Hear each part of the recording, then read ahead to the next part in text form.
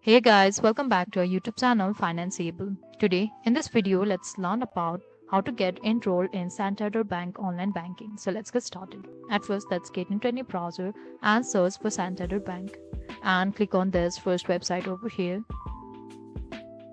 And on the top right corner, we can see this login option. So let's tap on this. And here we can see enroll now option for the first time user. So let's tap on this over here. Now we can complete our banking enrollment in 4 steps. At first, we need to choose our identification option here. We can go for account number and enter your account number as well. You can go for credit card number as well. Now enter the last 4 digits of your social security number here. And once you are done, simply click on continue. Afterwards, we get into next step, that is verification. Once our identification number and the social security number are verified, we get into next step, that is online banking account creation.